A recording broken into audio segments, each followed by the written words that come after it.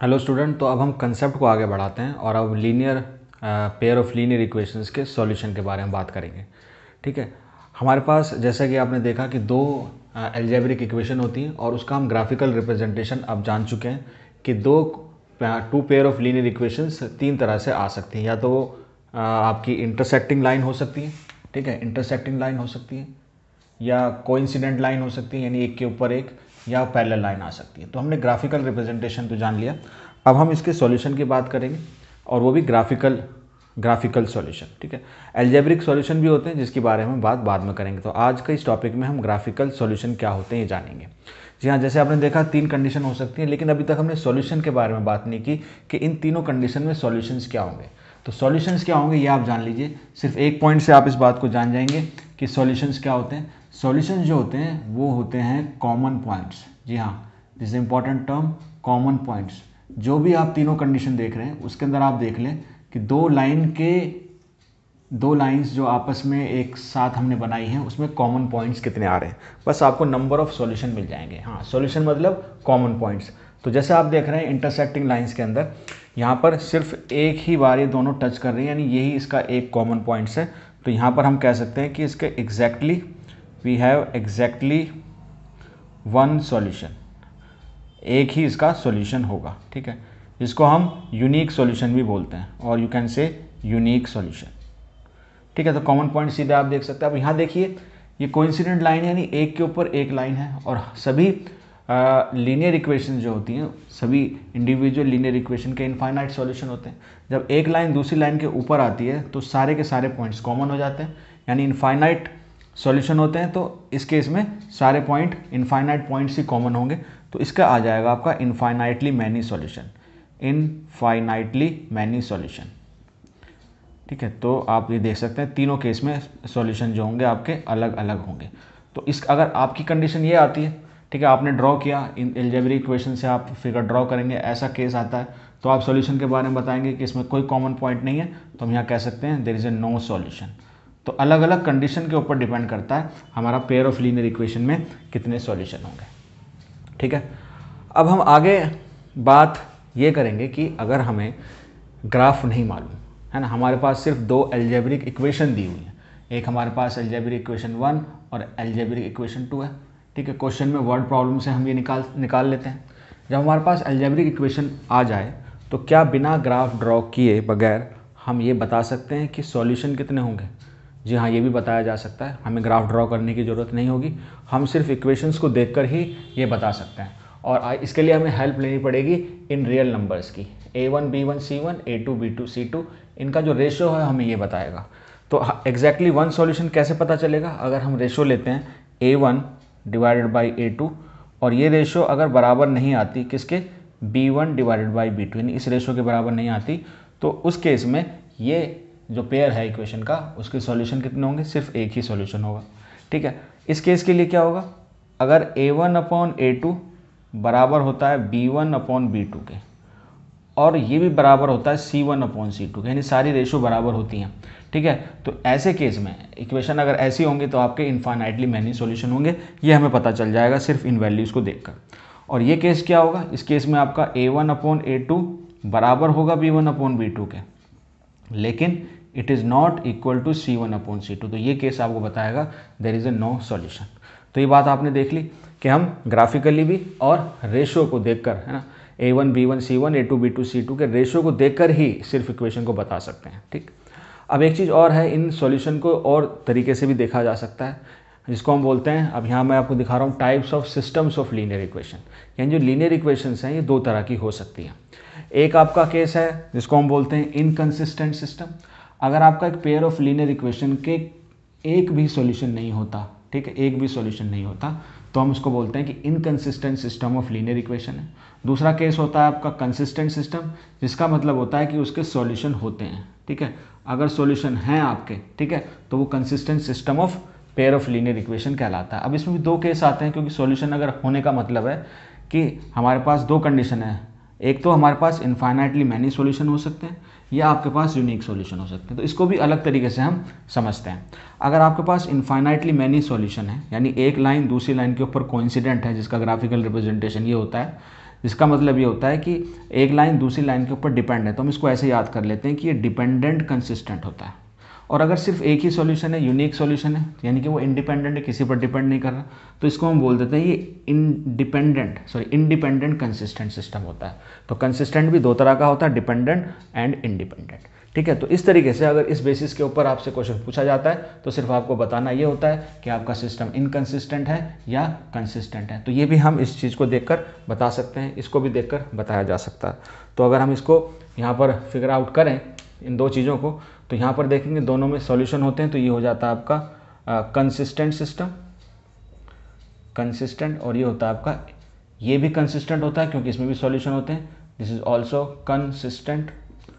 और अगर सॉल्यूशन नहीं है, नो सॉल्यूशन, इसका मतलब इनकंसिस्टेंट, इनकंसिस्टेंट।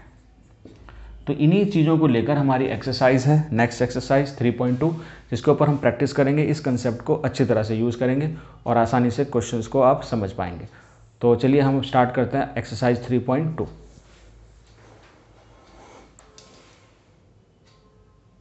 ओके स्टूडेंट, तो हमारा क्वेश्चन नंबर 1 है एक्सरसाइज 3.2 और इसमें from the pair of linear equation in the following problems and find their solutions graphically. हमें सॉल्यूशन बताने हैं ग्राफिकली। दो पार्ट यहाँ पे दिए हुए हैं। फर्स्ट पार्ट हम करते हैं, 10 students of class 10th took part in a mathematics quiz. If the number of girls is 4 more than the number of boys, find the number of boys and girls who took part in the quiz. Okay, तो ये हमें पहले इसमें algebraic equation निकालनी होगी word problem से, और उसके बाद हमें बताना होगा इसका सॉल्यूशन क्या है, यानी कि कितने यहाँ पर बॉयज़ हैं, कितने गर्ल्स हैं, जो आप देख सकते हो बोर्ड के ऊपर। First question, first part. तो यहाँ पर आपके पास ग्राफ पेपर होना चाहिए, जैसे हमने यहाँ पहले ड्रॉ कर दिया ताकि हम इसका आंसर निकाल सकें। अच्छा, आंसर हम ग्राफिकल मेथड से निकालना है यहाँ पर, ठीक है। रेशो से भी हम ये बात तो बता सकते हैं कि किस तरह के सिचुएशन होगी, उसका यूनिक सॉल्यूशन आएगा, इनफाइनाइटली मैनी सॉल्यूशन होंगे या कोई सॉल्यूशन नहीं होगा, ठीक है, ये बता सकते हैं। लेकिन सॉल्यूशन क्या होगा वो हम सिर्फ ग्राफ से ही बता सकते हैं, यानी ग्राफिकल मेथड से, रेशो से नहीं बता सकते, ग्राफ को ड्रॉ कर बता सकते हैं। और एक मेथड अलजेब्रिक मेथड भी होता है जो हम बाद में बात करेंगे, उसके 3 अलग अलग मेथड्स होंगे, तो वो बाद में बात होगी, लेकिन अभी हमें ग्राफिकली सॉल्यूशन बताने हैं, ठीक है। तो हमें यहाँ पर क्या देखना है, सबसे पहले हमें यहाँ पर डिसाइड करना है कि हमें क्या चीज़ मालूम नहीं है जिसको हम वेरिएबल ले लें। तो this is your solution for this first part. हम पहले ले लेंगे let the number of boys be x, मान लेते हैं नंबर ऑफ बॉयज़ एक्स हैं, and the number of girls be y, ठीक है। ये दो चीज़ें हमने, दो वेरिएबल आ जाते हैं। अब अकॉर्डिंग टू द क्वेश्चन वो हमसे कह रहा है कि हमारे पास 10 स्टूडेंट हैं, यानी लड़के और लड़कियां, गर्ल्स एंड बॉयज़ मिलाकर 10 स्टूडेंट हैं। तो सिंपली हमारी इक्वेशन बन जाएगी कि लड़के और लड़कियां कितने हमारे पास 10 हैं। दूसरी सिचुएशन ये कहती है कि गर्ल्स जो है वो 4 ज़्यादा हैं, हमारी गर्ल्स कितनी है वाई, यानी ये जो वाई हैं ये लड़कों से 4 ज़्यादा हैं, लड़के कितने हैं एक्स, तो इससे 4 ज़्यादा कितना हो जाएगा आपके पास 4 आ जाएगा। इस तरह से इसको लिख सकते हैं। तो इस इक्वेशन को, फर्स्ट इक्वेशन तो हमारी ये हो गई, इससे हम सेकंड इक्वेशन भी लिख सकते हैं, गर्ल्स हैं वो लड़कों से 4 ज़्यादा हैं, ठीक है, लड़कियां ज़्यादा हैं किससे, लड़कों से 4। तो इस तरह से इसको लिखा जा सकता है। तो इसको थोड़ा रीअरेंज करेंगे तो ये आएगी -x + y = 4। इसको हम इस तरह से लिखते हैं। तो अलजेब्रिकली तो हमने इस तरह से इसको रिप्रेजेंट किया, ठीक है। अब हमें सॉल्यूशन निकालना है, यानी x और y की वैल्यू निकालनी है और ग्राफिकली निकालनी है, तो हम पहले इसकी टेबल बनाएंगे। तो फर्स्ट इक्वेशन की हम टेबल बनाते हैं और हम पहले इंटरसेप्ट फॉर्म का यूज़ करेंगे, यानी x की वैल्यू और y की वैल्यू बारी बारी हम लेंगे 0। तो यहाँ पर 2 सॉल्यूशन हमारे लिए सफिशिएंट है इसको ड्रॉ करने के लिए। तो एक बार x की वैल्यू 0, एक बार y की वैल्यू 0। तो फर्स्ट इक्वेशन की बात कर रहे हैं, x की वैल्यू अगर आपने 0 रख ली तो y आ जाएगा आपके पास 10, और y की वैल्यू 0 रखी तो आपके पास x आ जाएगा 10। तो 2 सॉल्यूशन मिल जाएंगे ईजिली। इसी तरीके से अब दूसरी इक्वेशन के लिए हम यहाँ ड्रॉ करेंगे, टेबल बनाएंगे और 2 सॉल्यूशन इसके भी ले लेंगे, ठीक है ना, x y अगेन। अब यहाँ पर भी क्या करते हैं, यही कोशिश करते हैं, पहले x 0 रखते हैं। तो x 0 रखेंगे तो y तो आ जाएगा 4, और अगर y 0 रखेंगे तो x आ जाएगा -4। बस इन 2 पॉइंट्स को हम वहाँ ड्रॉ कर लेते हैं, ठीक है। तो चलिए हम यहाँ देख लेते हैं पॉइंट्स कहाँ पर आएंगे, स्केल की हम हेल्प लेंगे। तो पहले फर्स्ट इक्वेशन 0 और 10 का पॉइंट देखें, तो 0 10 जो है आपका ये पॉइंट हो जाएगा, ठीक है, ये वाला पॉइंट आ गया। और 10 एंड 0 तो वो 10 ये वाला पॉइंट आ जाएगा। यहाँ पर x की वैल्यू 10 है और y की वैल्यू 0 है। तो बस स्केल की हेल्प से आप ग्राफ से इजीली पहले तो आप ये मार्किंग कर लेंगे कि हमें कितने यूनिट्स पे कितने स्केल लेना है, स्केल कैसे लेना है हमें, तो वो मैं पहले आपको बता चुका हूँ। जैसे यहाँ पर हमने क्या किया है, फर्स्ट यूनिट को 2, फिर 4, 6, 8, ताकि जो हमें वैल्यूज़ दी हैं वो हमारे ग्राफ के अंदर ही आ जाएँ। ठीक है, ना ज़्यादा छोटी और ना ज़्यादा बड़ी, इस बात का ध्यान रखेंगे। तो पहली इक्वेशन आ गई और हमारे पास ये पॉइंट्स भी आ गए। तो ये पॉइंट्स हमारा कितना 0, 10 और ये हमारा पॉइंट्स कितना है, ये है 10, 0, 10, 0। चलिए अब दूसरा लेते हैं। सॉल्यूशन जब भी आना होगा, यानी सॉल्यूशन अगर वो पूछ रहा है तो डायरेक्टली वो ये कह रहा है कि इसका एक सॉल्यूशन आएगा और जो लाइन होंगी वो इंटरसेक्टिंग लाइन होंगी। चलिए देखते हैं यहाँ पर 0 एंड 4, यानी y की वैल्यू 4 आप देखें तो y की वैल्यू 4 ये हो गई। ठीक है, तो ये हमारा पॉइंट हो गया 0 एंड 4 और -4 एंड 0, तो -4 यहाँ आना पड़ेगा, तो एक पॉइंट हमारा ये हो गया। तो इन दो पॉइंट्स को हम मिलाएंगे और फिर देखते हैं क्या होता है। तो जब दो पॉइंट्स को हम मिलाएंगे तो ये पॉइंट जहाँ से पास करेगी और जहाँ कट करेगी वहाँ पर हम देखेंगे कि ये इंटरसेक्शन कहाँ हो रहा है। तो ये जो दो लाइन है आप देखिए ये हमारी, और मैं पॉइंट आपको बता देता हूँ। ये जो हमारा पॉइंट था ये था 0 एंड 4 और ये जो हमारा पॉइंट था वो था आपका -4 एंड 0। ठीक है, इन दो पॉइंट से ये लाइन आ गई और इन दो पॉइंट से ये लाइन आ गई। अब जो पॉइंट ऑफ इंटरसेक्शन होता है, यानी जो कॉमन पॉइंट होता है वही सॉल्यूशन होता है। ठीक है, तो अब हम ये देख लेंगे ये कहाँ आ रहा है। अगर हम यहाँ पर परपेंडिकुलर डालें तो हमारे पास देखेंगे ये वैल्यू आ रही है 2 और 4 के बीच में, दैट इज़ 3, और ये जो वैल्यू आ रही है 6 और 8 के बीच में आ रही है, दैट इज़ 7। तो इसका जो आंसर होगा वो हो जाएगा 3 एंड 7, यानी x की वैल्यू 3 और y की वैल्यू 7 हो जाएगी। तो यहाँ पर आ जाएगा हमारा answer the number of boys जो कि हमारे x that is equal to 3 and the number of girls that is y, जो हमने y लिया है और वो कितनी है 7। तो आप देख सकते हो दोनों का सम 10 है और लड़कियां इनसे 4 जाता है। तो this is your answer to this question.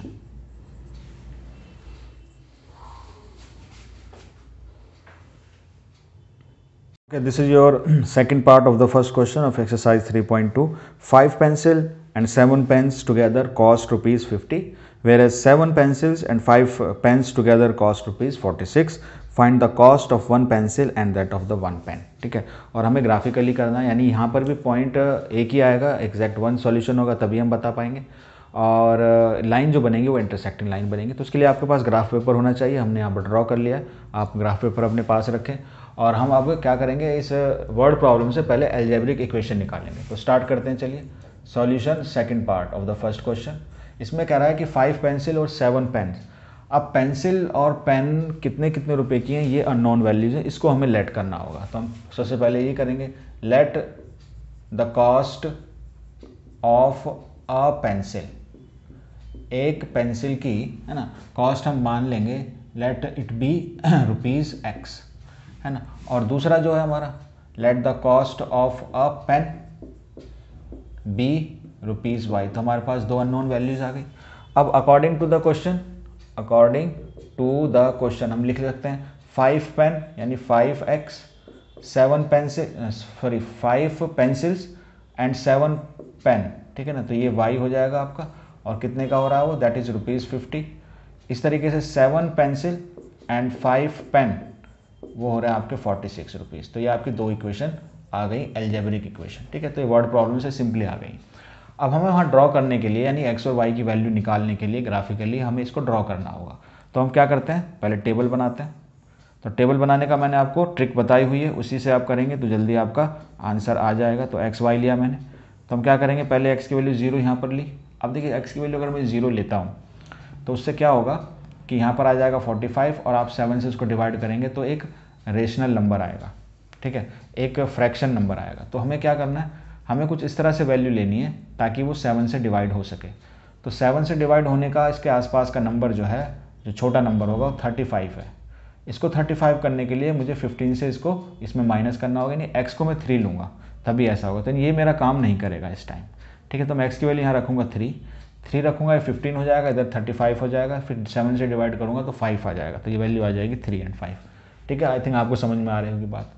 अब अगर मैं y की वैल्यू 0 लगता हूँ, देखते हैं ये वर्क करती है कि नहीं करती। ये 0 हो गया। अब x ये 5 को हम इससे डिवाइड कर सकते हैं, तो ये तो हमारा काम कर गया, ये आपका एक इंटीजर आ गया, ठीक है। तो ये 2 पॉइंट्स आ गए हमारे फर्स्ट इक्वेशन के लिए, तो हमने इसके लिए ये ड्रॉ कर लिया। अब दूसरी टेबल एक और हम ड्रॉ करेंगे दूसरी इक्वेशन के लिए, ठीक है। और हमेशा हमारी कोशिश तो यही रहेगी कि हम एक बार x की वैल्यू और एक बार y की वैल्यू को चला पाएँ, यानी x को 0 रखते हैं इसके अंदर। अगर इसमें x 0 आप रखेंगे तो यहाँ पर फिर प्रॉब्लम होगी, 46 डिवाइड बाई 5 एक आपके पास डेसिमल नंबर आ जाएगा। तो अब क्या किया जाए इसमें, अब क्या किया जाए, यहाँ पर ये काम नहीं करेगा अगेन मेरा, तो मैं लेता हूँ इसको 3, ठीक है। और यहाँ से को डिवाइड करता हूँ तो 25 हो जाएगा और ये 5 आ जाएगा, ठीक है। ओके, चलिए अब दूसरा नंबर मैं अब y को 0 लेता हूँ। अगर मैं y को 0 लूँगा तो फिर 7 से ये डिवाइड नहीं होगा, ठीक है।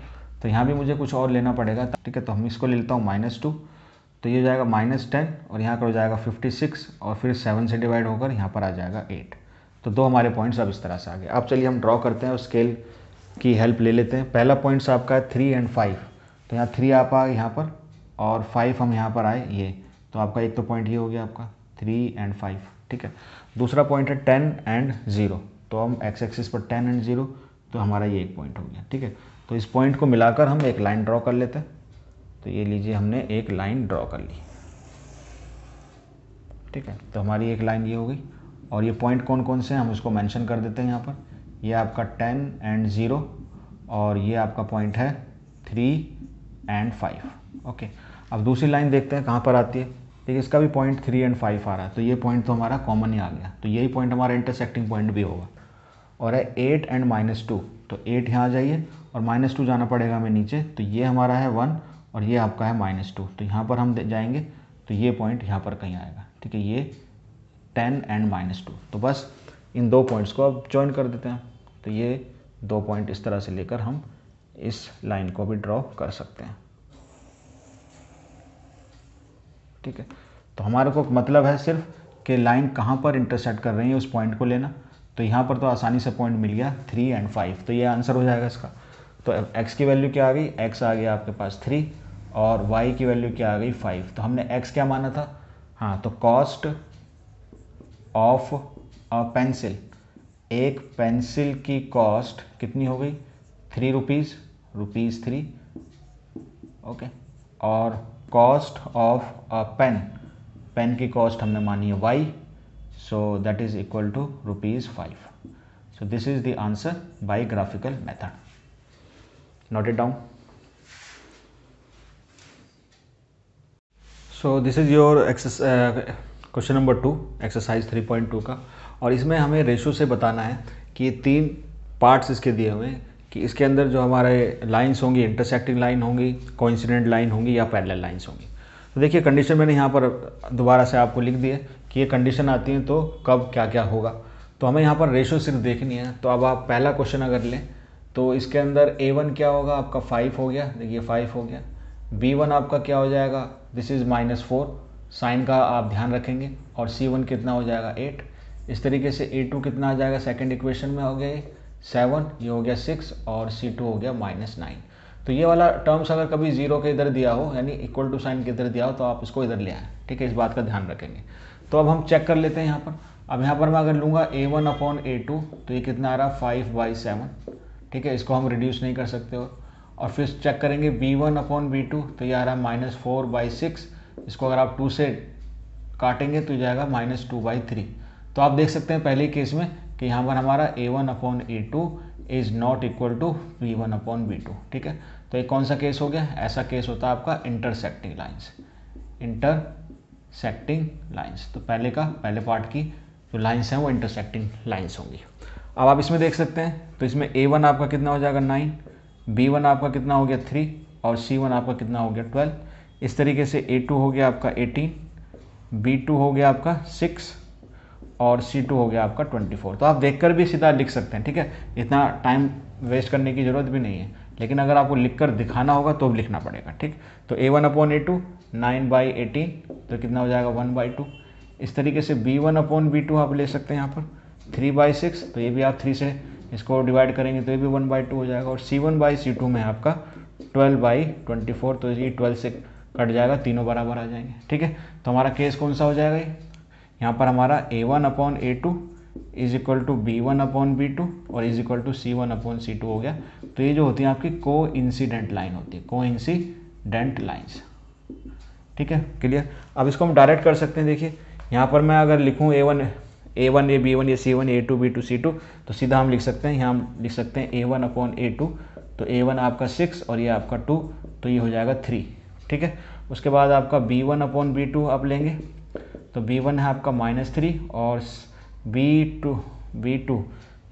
B1 हो गया, ये B2 हो गया, ये है आपका -1, तो ये भी 3 आ रहा है, तो ये तो दोनों बराबर आ गए। और यहाँ पर आपका C1 अपॉन C2, C1 है आपका 10 और ये है आपका 9, तो ये बराबर नहीं आ रहा है, यानी दो चीज़ें बराबर आ रही हैं। तो हमारा इस केस में क्या आ रहा है, इसमें हम निकालेंगे, आपका आ रहा है A1 अपॉन A2 बराबर तो है B1 अपॉन B2 के, लेकिन बराबर नहीं है C1 अपॉन C2 के। तो ये केस किस तरह का होता है, ये केस होता है आपका पैरेलल लाइंस। और इसके कितने सॉल्यूशन होते हैं, पैरेलल लाइन के कोई भी सॉल्यूशन नहीं होते, क्योंकि सॉल्यूशन का मतलब कॉमन पॉइंट्स, और पैरेलल लाइन में कोई भी कॉमन पॉइंट्स नहीं होता। That's it. This is your question number 3, और इसमें हमें रेशो को देखकर ही फिर अगेन बताना है। और बताना अब क्या है, आप हमें ये बताना है कि सिस्टम आपका कंसिस्टेंट है या इनकंसिस्टेंट। कंसिस्टेंट का मतलब सॉल्यूशन का होना, इनकंसिस्टेंट का मतलब सॉल्यूशन का ना होना। ठीक है, तो रेशो से हम ये बताते हैं। ठीक, अब हम इसको डायरेक्ट निकालेंगे। मैं A1 B1 C1 ये सब नहीं लिखने वाला, मैं डायरेक्ट, अब आप पहले क्वेश्चन में हमने प्रैक्टिस कर ली है, तो ये A1 होता है, B1 होता है, ये क्या होगा आपका, इसको हमें इक्वल टुगेदर लिखना पड़ेगा, तब ये C1 बनेगा। ठीक है, और ये सारे में आप देखेंगे कि सब इक्वल टू के उसी साइड लिखें, तो आप इसको एज इट इज़ भी रख सकते हैं, और इसका माइनस साइन इधर करके C1 की वैल्यू एक्चुअली तब आएगी, लेकिन उससे आंसर तभी भी आपका सेम ही आने वाला है। चलिए हम स्टार्ट करते हैं यहाँ पर। तो अगर आप यहाँ देखें A1 अपॉन A2 अगर मैं निकालूँ यहाँ पर, तो इसका ये हो जाएगा 3 और डिवाइडेड बाई 2, ये आ रही है वैल्यू। इस तरीके से आप B1 अपॉन B2 देखेंगे तो ये आ रहा है 2 और दिस इज़ -3। तो आप देख रहे हैं दोनों बराबर नहीं है, यानी कि इससे हमें यहाँ ये पता चला कि A1 upon A2 is not equal to B1 upon B2। तो ये केस कैसा होता है, ये केस होता है आपका इंटरसेक्टिंग लाइन, वन सॉल्यूशन। ठीक है, कैसा होता है, वन सॉल्यूशन। तो सॉल्यूशन है तो क्या बोलेंगे इसको, सॉल्यूशन है तो इसको बोलेंगे हम कंसिस्टेंट। बस हमें कंसिस्टेंट या इनकंसिस्टेंट यही बताना है। ठीक है, तो ये आपका आंसर हो गया। अब इसमें देखिए आप यहाँ पर आप देखेंगे A1 अपॉन A2 अगर आप निकालेंगे तो दिस इज़ 2 डिवाइड बाई 4, तो ये आपका आ जाएगा 1/2। उसके बाद आप निकालेंगे B1 बाई B2। ठीक है, तो ये आपका -3 डिवाइड बाई -6, तो माइनस माइनस कैंसिल हो जाएगा, ये भी आपका 1/2 आ जाएगा। यहाँ निकालता हूँ मैं C1 बाई C2, तो C1 इधर आकर ये हो जाएगा -8 और ये इधर आकर -9 हो जाएगा। तो ये एक्चुअली में C1 C2 ये होंगे, तो इसको अगर आप कैलकुलेट करेंगे तो ये 8/9 ही आएगा, यानी ये इक्वल नहीं होगा। कहने का मतलब यहाँ पर ये हुआ कि आपका A1 अपॉन A2 और B1 अपॉन B2 तो बराबर हैं, है ना, बराबर है, लेकिन बराबर क्या नहीं है, C1 अपॉन C2 के बराबर नहीं है। और ये केस कैसा होता है, ये केस होता है आपका, इसकी ग्राफिकल रिप्रेजेंटेशन क्या होती है, पैरेलल लाइंस होता है, पैरेलल लाइंस, और इसका कोई भी सॉल्यूशन नहीं होता। तो जैसे आप लिखेंगे नो सॉल्यूशन, तो नो का मतलब इन मतलब इनकंसिस्टेंट। बस ये बताना आपको, इनकंसिस्टेंट हो गया आई थिंक। चलिए इसको भी कंप्लीट करते हैं। तो यहाँ पर आप लेंगे A1 अपॉन A2 क्या होगा, देखिए ये हो जाएगा 3/2 और यहाँ पर आएंगे 9। ठीक है, तो 3 से 3 कैंसिल हो जाएगा, तो ये आ जाएगा 1/6। इस तरीके से आप लेंगे B1 बाई B2, तो B1 यहाँ पर है 5/3 और नीचे है आपका -10। ठीक है, तो ये 2 कट जाएगा यहाँ पर, तो ये आ जाएगा -1/6। तो 1/6 तो आ रहा है, लेकिन माइनस का डिफरेंस आ रहा है, यानी कि ये बराबर नहीं होंगे, यानी A1 upon A2 is not equal to B1 upon B2। इसका मतलब वन सॉल्यूशन, सॉल्यूशन का होना मतलब कंसिस्टेंट, तो ये आपका कंसिस्टेंट केस हो जाएगा। ठीक है, दैट्स इट आंसर। चलिए अब आते हैं 4th पर। अब यहाँ पर भी निकालते हैं हम A1 अपॉन A2, तो ये हो जाएगा 5 डिवाइड बाई -10, तो ये हो जाएगा -1/2। ओके, उसके बाद B1 अपॉन B2 निकाल लीजिए, तो -3 डिवाइड बाई 6, ये भी कट जाएगा, तो ये जाएगा, ये भी 1/2 हो रहा है। ठीक है, और यहाँ पर निकाल लेते हैं C1 बाई C2, तो ये इधर आकर हो जाएगा -11 और ये माइनस है तो इधर आकर हो जाएगा +12, तो ये कट जाएगा, ये आ रहा है आपका -1/2। देखिए तीनों -1/2 आ रहे हैं, यानी A1 अपॉन A2 बराबर है B1 अपॉन B2 और ये बराबर है C1/C2। तो ये केस कैसा होता है? ये केस होता है आपका कोइंसिडेंट। ठीक है, तो ग्राफिकल रिप्रेजेंटेशन ही बता रहा हूँ ताकि आपको क्लियर हो जाए। कोइंसिडेंट का मतलब होता है आपका infinite many solution. Infinite solution मतलब कंसिस्टेंट सॉल्यूशन तो है ना, तो ये हो जाएगा आपका कंसिस्टेंट। ठीक है, लास्ट देखिए, तो लास्ट आप देख रहे हैं यहाँ पर, तो ये A1/A2 निकाल रहे हैं अगेन हम, तो 4/3 डिवाइडेड बाई 2, तो ये कट जाएगा 2 2 जा, तो ये आ जाएगा आपका 2/3। ओके जी, और ये आपका B1/B2 निकालोगे आप, तो ये आपका 2 और ये आपका 3, ये सेम ऐसे ही आ रहा है। और आखिरी C1/C2 निकालोगे आप। ठीक है, तो हमें निकालना पड़ेगा क्योंकि ये बराबर आ रहे हैं, तो ये हो जाएगा आपका -8 और ये -12, तो कैंसिल हो जाएगा। 4 से आप करोगे तो 4 2 जा और 4 3 जा, फिर ये सारे बराबर आ रहे हैं। ठीक है, यानी A1/A2 is equal to B1/B2 is equal to C1/C2। ठीक है, तो इसके भी कैसे होंगे? कोइंसिडेंट लाइन होगा, इनफाइनाइट मैनी सॉल्यूशन होंगे, यानी ये भी आपका कंसिस्टेंट होगा। तो ये था आपका क्वेश्चन नंबर 3, तो इसको आप नोट कर लीजिए। आई होप सारी एक्सप्लेनेशन आपको समझ में आई होगी।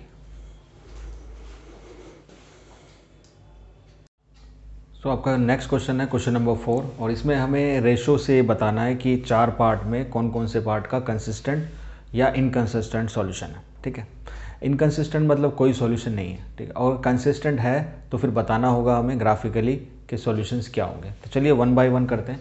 पहले हम ये जानेंगे कि किसका कंसिस्टेंट है और सॉल्यूशन और किसका कंसिस्टेंट नहीं है। तो अगेन यहाँ पर हम रेशो डायरेक्ट ले लेंगे यहाँ पर। तो यहाँ पर अगर हम लें A1/A2, तो इसका कोफिशिएंट है 1 और इस x का कोफिशिएंट है 2, तो ये हो गया 1/2। इस तरीके से B1/B2 निकालेंगे, तो y का कोफिशिएंट है 1 और यहाँ y का कोफिशिएंट है 2, तो दोनों बराबर आ गए यहाँ। और C1/C2 भी निकाल सकते हैं। ठीक है, तो ये इधर जाकर C1 हो जाएगा तो हो जाएगा -5, ये इधर जाकर C2 हो जाएगा -10, माइनस से माइनस कैंसिल, तो ये भी आ गया आपका 1/2। ठीक है, यानी हमारा ये केस आ गया A1/A2 बराबर है B1/B2 और बराबर है C1/C2, यानी सब बराबर है, यानी एक के ऊपर एक। इसको ऐसा समझते हैं हम कोइंसिडेंट, और कोइंसिडेंट होता है तो आपका होता है इनफाइनाइट मैनी सॉल्यूशन। ठीक है, और यानी सॉल्यूशन होता है तो इसको हम बोलते हैं कंसिस्टेंट। ठीक है, तो ये पहला जो आंसर हमारा आ गया वो आ गया कंसिस्टेंट। तो इसके हम सॉल्यूशन निकालेंगे। ठीक है, लेकिन पहले हम ये मालूम कर लेते हैं क्या और भी कोई कंसिस्टेंट सॉल्यूशन है। तो इसका अगर लें हम A1/A2, तो x का कोफिशिएंट पहले में 1 है, इसमें 3 है, तो ये 1/3 हो गया। उसके बाद B1/B2 निकालेंगे, तो इसमें y का कोफिशिएंट है -1, इसमें y का कोफिशिएंट है -3, तो ये कैंसिल हो जाएगा, ये भी 1/3 हो जाएगा। और C1/C2, तो ये इधर आकर C1 बनेगा तो हो जाएगा -8, और ये इधर आकर C2 होगा, ये हो जाएगा -16, तो ये होगा आपका 1/2। ठीक है, इसके बराबर नहीं होगा। यानी कहने का मतलब कौन सा केस हो गया हमारा कि A1/A2 B1/B2 के बराबर है, लेकिन बराबर नहीं है C1/C2 के। तो ये केस होता है आपका पैरेलल लाइंस का।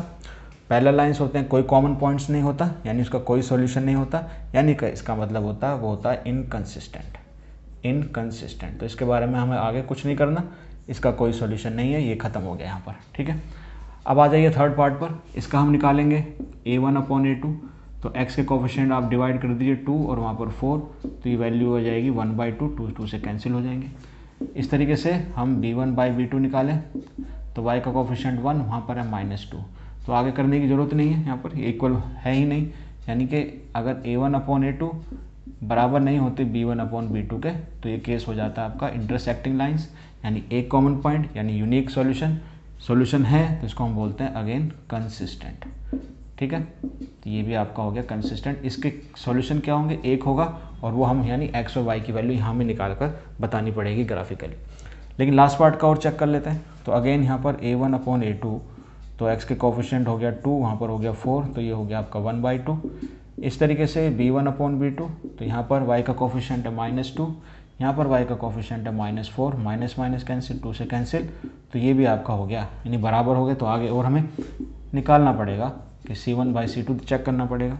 यहाँ पर ऑलरेडी इधर ही दिया हुआ है, तो -2 और -5, तो कैंसिल होगा, 2/5 आएगा, और ये बराबर नहीं होगा। यानी केस हो जाएगा हमारा A1/A2 is equal to B1/B2 and which is not equal to C1/C2। तो कौन सा केस हो गया? यही केस हो गया, यानी इनकंसिस्टेंट। ऐसा होता है पैरेलल लाइंस के साथ, no common point, no solution. चलिए अब इस क्वेश्चन को कंप्लीट करते हैं। आगे देखिए हमारे पास 4 में से फर्स्ट और थर्ड ही कंसिस्टेंट था, यानी इसी के सॉल्यूशन होंगे। तो इसके लिए हमें ग्राफिकली अब बताना होगा क्या सॉल्यूशन है। तो उसके लिए आपको ग्राफ पेपर चाहिए, तो हम बोर्ड पर ग्राफ पेपर का तो यूज़ नहीं कर सकते, हमने यहाँ ग्राफ एक ड्रॉ कर लिया। ठीक है, तो हम क्या करते हैं, सबसे पहले यहाँ पर टेबल बनाते हैं। तो टेबल बनाकर फिर हम ग्राफ ड्रॉ करेंगे। तो सबसे पहले ट्रिक हमारी क्या होती है कि हम एक्स और वाई में हमें 2 सॉल्यूशन चाहिए, इसके इनफाइनाइटली सॉल्यूशन होते हैं एक लाइन के। तो ठीक है, तो हम एक बार x को 0 रखते हैं, एक बार y को 0 रखते हैं। x 0 रखेंगे तो y 5 हो जाएगा, और y 0 रखेंगे तो x 5 हो जाएगा। ठीक है, तो ये लाइन आ जाएगी हमारी। तो इसके पहले हम पॉइंट ले लेते हैं। तो एक तो यहाँ पर देखिए 2, 4, 6 इस तरह से हमने लिया हुआ है, एक यूनिट को 2 यूनिट्स के बराबर लिया है। तो 5 जो होगा वो यहाँ पर होगा। ठीक है, और यहाँ पर भी एक 5 होगा।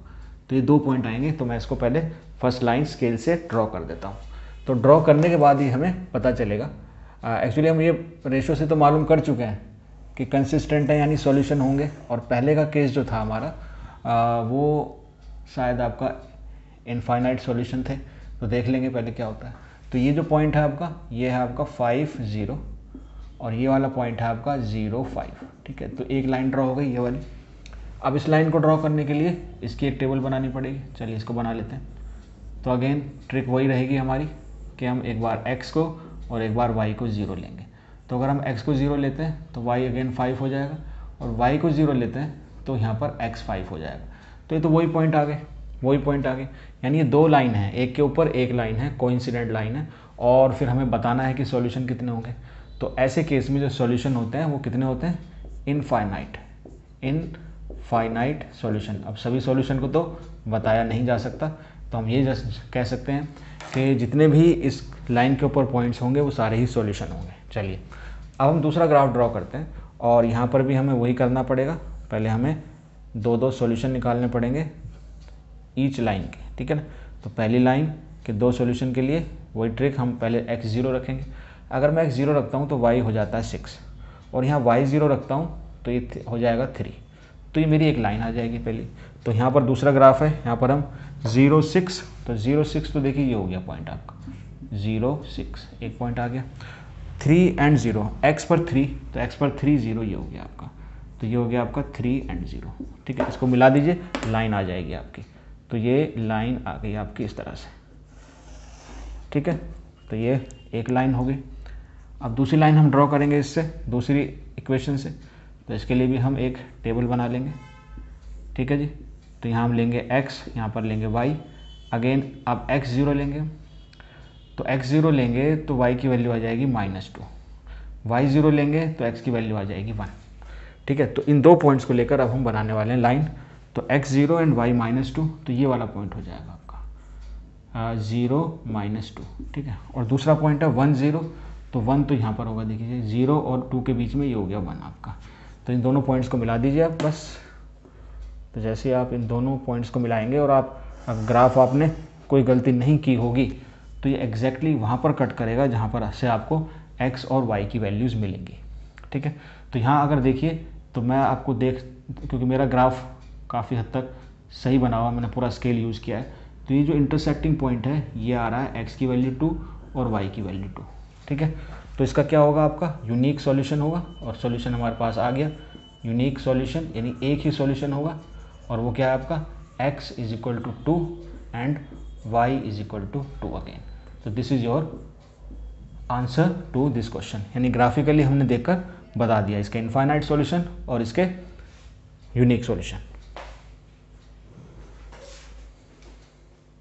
तो हमें मालूम नहीं है डायमेंशन, तो उसको हम लेट करेंगे। Let the length of the rectangular garden, या गार्डन आपको दिया ही रेक्टेंगुलर है, उसको हम मान लेते हैं bx। ठीक है ना, x यूनिट कुछ भी हो सकता है, मीटर हो सकता है, मीटर में दिया होगा आपको। ठीक है, तो x मीटर ले लीजिए आप। और एंड मान लेते हैं इसकी जो विड्थ है उसको भी हम एक और पैरामीटर मान लेते हैं, ऑफ द गार्डन ले लेते हैं उसको y। तो हमारे पास 2 अब वेरिएबल आ गए। अब according to the question perimeter देखिए क्या होगा। अब हमने इसको तो ले लिया है x लेंथ को, और इसको विड्थ को ले लिया हमने y। पेरीमीटर क्या होगा कि सारी साइड को हम जोड़ दें, तो ये भी सामने वाली x होगी, ये y होगी, तो 2 टाइम्स ऑफ x। तो पेरीमीटर इसका क्या हो जाएगा, पेरीमीटर हो जाएगा आपका 2x प्लस 2y, और इसमें से 2 कॉमन ले सकते हैं तो x प्लस वाई, ये हो गया आपका पेरीमीटर। तो अकॉर्डिंग टू द क्वेश्चन कहता है कि जो हाफ ऑफ पेरीमीटर, इसमें बोलता है हमको हाफ ऑफ पेरीमीटर, वो हमें दिया हुआ है and that is equal to 36 metre. ठीक है, तो पेरीमीटर कितना है, पेरीमीटर हमने बता दिया, ये होता है 2 times of x into y. ठीक है, और डिवाइड बाई 2, हाफ का मतलब उसको 2 से डिवाइड कर देंगे, दैट इज 36 मीटर। तो 2 और 2 कैंसिल हो जाएगा, तो हमारे पास एक ये इक्वेशन आ जाएगी x plus y is equal to 36 metre. ये हमारी इक्वेशन हो गई 1। एक और हमें दिया हुआ है कि जो लेंथ है ना, वो विड्थ से 4 ज़्यादा है। ठीक है, तो दूसरा पॉइंट आपका ये हो जाएगा, यानी जो लेंथ है आपकी, लेंथ हमारी x है और वो विड्थ से 4 ज़्यादा है, तो ये हो गया हमारा दूसरा। इसको रीअरेंज करके लिख सकते हैं x minus y is equal to 4। ठीक है, तो ये हमारी होगी सेकंड इक्वेशन। तो इस एल्जेब्रिक इक्वेशन से हम रेशो से बता सकते हैं और हम इसको ड्रॉ भी कर सकते हैं। तो हमें अगर सॉल्यूशन निकालना है तो ग्राफिकली इसका सॉल्यूशन निकालना है, ये बोला गया है, ये बोला नहीं गया है, यानी ये हमें निकालना ही पड़ेगा। अगर हम ग्राफ का यूज़ नहीं करेंगे, हम रेशो निकालेंगे तो ये पता चलेगा कि इसका एक सॉल्यूशन होता है। लेकिन सॉल्यूशन क्या है, इसकी डायमेंशन एक्स वाई की वैल्यू क्या है, उसके लिए हमें ग्राफ यूज़ करना ही पड़ेगा। तो अब हमें क्या करना होगा, इसके लिए हमें टेबल बनानी पड़ेगी। पहली इक्वेशन के लिए हम टेबल बना लेते हैं यहाँ पर। ठीक है, और हमारा वही मेथड है इंटरसेप्ट वैल्यूड मेथड, यानी एक बार x की वैल्यू 0 और एक बार y की वैल्यू 0। तो पुट कर दीजिए इसके अंदर। तो इसके अंदर तो ऐसा करेंगे तो 36 ही आएगा। ठीक है, और दूसरी भी हम पहले टेबल का ही काम कर लेते हैं पूरा। तो दूसरे में भी हम यही काम करें अगर, तो पहले x की वैल्यू 0 डाल दें तो y की वैल्यू आ जाएगी -4, y की वैल्यू 0 डाल दें तो ये हो जाएगी +4। चलिए अब स्केल की हेल्प से हम ड्रॉ करेंगे और सॉल्यूशन भी हमें ग्राफ पेपर पर ही मिल जाएगा। तो 0 एंड 36, देखिए मैंने यहाँ पर ऑलरेडी इसके अकॉर्डिंग मैंने यहाँ नंबर लिए थे, क्योंकि मुझे पता था कि जो हमारा मैक्सिमम 36 है, तो 36 से ज़्यादा हमें लेने की ज़रूरत नहीं है। ठीक है, तो 36 हम x 0 है और y 36 है, तो y 36 देखें आप 8 के डिफरेंस पर है, तो यहाँ पर 32 है, इसका जो मिड पॉइंट होगा वो आपका 36 हो जाएगा। तो ये मिड पॉइंट इसका होगा 36, यानी ये होगा आपका 0 एंड 36, एक पॉइंट ये आ गया आपका। ठीक है, दूसरा पॉइंट अब x पर 36 और 0, तो यहाँ पर भी इसका मिड पॉइंट ये हो गया। तो 2 मिड पॉइंट हो गए, बस इन दोनों को मिलाते हुए हम एक लाइन ड्रॉ कर देंगे और ये जो है आपकी इस तरह से हम लाइन ड्रॉ करेंगे। चलिए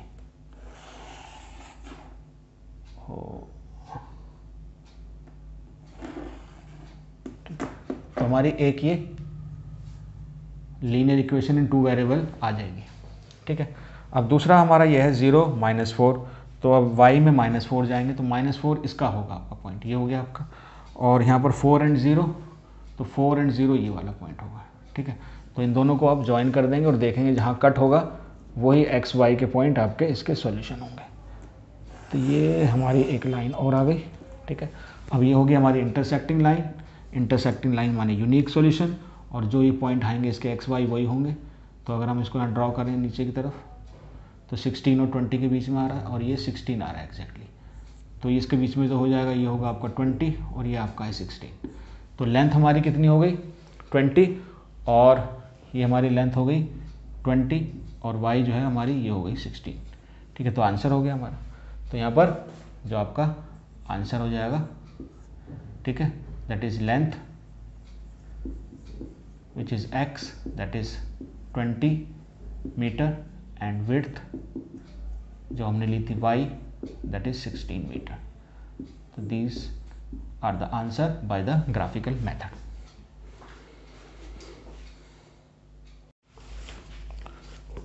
सो क्वेश्चन नंबर 6 देखिए, गिवन द लीनियर इक्वेशन, आपको एक लीनियर इक्वेशन दी हुई है 2x + 3y - 8, right another linear equation in 2 variables such that the geometrical representation of the pair so formed is.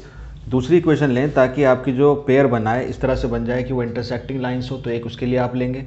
Parallel lines बने pair, है ना, तो उसके लिए एक एग्जांपल दें, और कोइंसिडेंट लाइन बने तो ऐसा एग्जांपल दें। ठीक है, तो मैंने यहाँ कंडीशन भी साथ साथ लिख दी है कि अगर नहीं यहाँ पर लिखी हुई है, यहाँ पर भी लिख देता हूँ। इंटरसेक्टिंग लाइंस का मतलब होगा कि a1/a2 is not equal to b1/b2।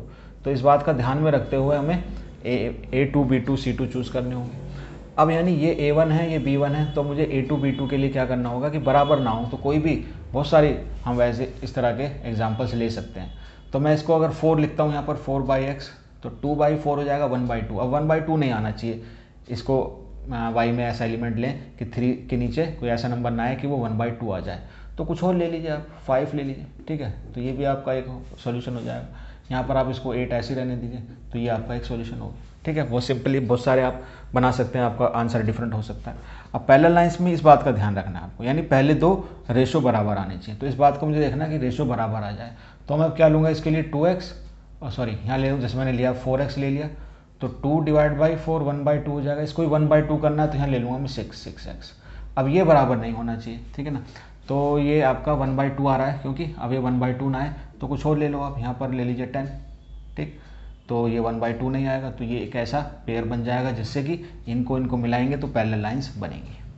अब आपका कोइंसिडेंट लाइंस, तो इसमें सारी ऊपर और नीचे की वैल्यू का रेशो बराबर होता है। तो इसको आप किसी भी नंबर से मल्टीप्लाई करके एक इक्वेशन और लिख सकते हैं। यहाँ पर अगेन 2 से मल्टीप्लाई कर देता हूँ। अगर 2 से मल्टीप्लाई करूँगा तो जाएगा 4x + 6x, और ये जाएगा -16। तो ये आपके बहुत सिंपली इसके एग्जाम्पल्स हो गए।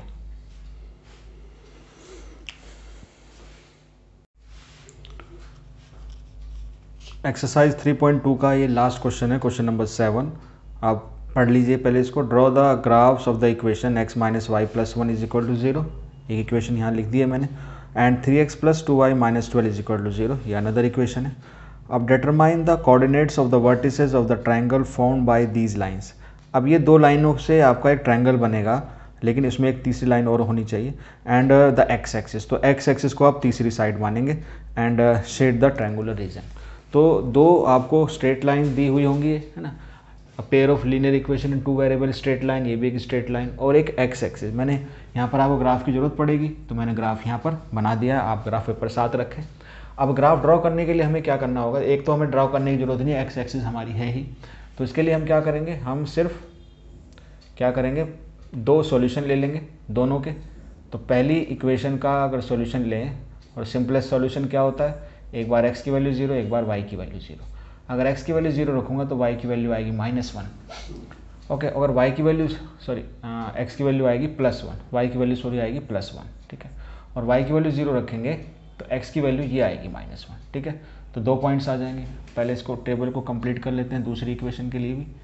तो इसमें भी हम यही लॉजिक लगाएंगे, सिंपल मेथड वाला, यानी एक बार x की वैल्यू 0 और एक बार y की वैल्यू 0। x 0 करेंगे तो ये हो जाएगा 6, और y 0 करेंगे तो ये हो जाएगा 4। तो छोटे छोटे यहाँ पर पॉइंट्स आ रहे हैं, तो हम आसानी से 1 2 3 ही ले लें, अगर unit, first unit, second unit, ठीक है ना, एक एक इंटरवल पर लें तो ग्राफ आसानी से यहाँ पर ड्रॉ हो जाएगा। तो पहले इस लाइन का ग्राफ ड्रॉ करते हैं 0 और 1। तो ये आपका पॉइंट हो गया 0 1, ठीक है। तो ये पॉइंट हो गया हमारा 0 और 1, ठीक है, पहला पॉइंट आ गया। दूसरा -1 और 0, तो इसके लिए आना पड़ेगा यहाँ पर, ये वाला आपका पॉइंट हो गया -1 और 0। 2 पॉइंट आ गए। बस इनको पहले हम स्ट्रेट लाइन बना लेते हैं एक। तो ये हमारी हो गई एक स्ट्रेट लाइन। तो ग्राफ पेपर पर आप इसको इस तरह से बना सकते हैं। मैं एक्यूरेट ग्राफ लेने की कोशिश कर रहा हूँ ताकि आपको पॉइंट क्लियरली मिल सके। दूसरा है 0 6, तो 0 6 तो यहाँ पर आएगा आपका, ये पॉइंट हो जाएगा बिल्कुल लास्ट पॉइंट, इसको हो जाएगा 0 और 6। और है 4 और 0, और 4 और 0 आपका हो जाएगा ये। तो इसको हम मिलाते हैं दोनों पॉइंट्स को। तो यहाँ पर हम इसको ऐसे ले लेंगे और ड्रॉ कर देंगे लाइन। देखिए दूसरी लाइन ये होगी स्ट्रेट लाइन, ठीक है, और ये हो गया। इसको थोड़ा सा बढ़ा कर दिखा सकते हैं ऐसे, ठीक। अब यहाँ पर देखिए ट्रायंगल बन गया आपका, और इसके कोऑर्डिनेट्स बताने मुझे। तो एक तो कोऑर्डिनेट्स आपका ये हो गया -1 और 0, एक कोऑर्डिनेट्स ये हो गया, दिस इज़ 4 और 0। दो कोऑर्डिनेट्स पता चल गए। एक कोऑर्डिनेट्स ये है। अब ये क्या है, आप देखें इसके, अगर हॉरिजॉन्टल लाइन ड्रॉ करेंगे तो ये वैल्यू आ रही है 3 आपकी, और यहाँ पर वर्टिकल आप परपेंडिकुलर डालेंगे, ये आ रहा 2। तो ये आ रहा आपका 2, x की वैल्यू 2 एंड y की वैल्यू 3, ठीक है। और इसको मैं बोल देता हूँ, दिस इज योर एज हो गया 1, a हो गया, a पॉइंट। ये इसको हम बोल देते हैं b, जिसके कोऑर्डिनेट्स हो गए ये -1 और 0, a के कोऑर्डिनेट्स हो गए 2 और 3, और इस पॉइंट्स को हम बोल देते हैं पॉइंट c, ठीक है। तो ये पॉइंट c यहाँ लिख देते हैं c। तो इसके कोऑर्डिनेट्स हो गए 4 और 0। तो इसी को हमें क्या करना है, इसी को हमें शेड करना है। तो आप इसको शेड कर सकते हैं इस तरह से। तो आप स्केल का यूज़ कर, ठीक है, ताकि नीट एंड क्लीन आपको फिर दिखाई दे कि ट्रायंगल कहाँ पर बन रहा है। ठीक है, तो कोऑर्डिनेट्स भी आ गए एग्जैक्टली और आपका ये ट्रायंगल बन गया A, B एंड C। तो ये आपकी एक्सरसाइज के सभी क्वेश्चन कंप्लीट हो गए। अब हम आगे बात करेंगे सॉल्यूशन की ही बात करेंगे, लेकिन अब अलजेब्रिक मेथड पढ़ेंगे। ठीक है, जिसमें 3 तरह के मेथड होते हैं आपके। एक होता है आपका substitution method, elimination method and cross multiplication method.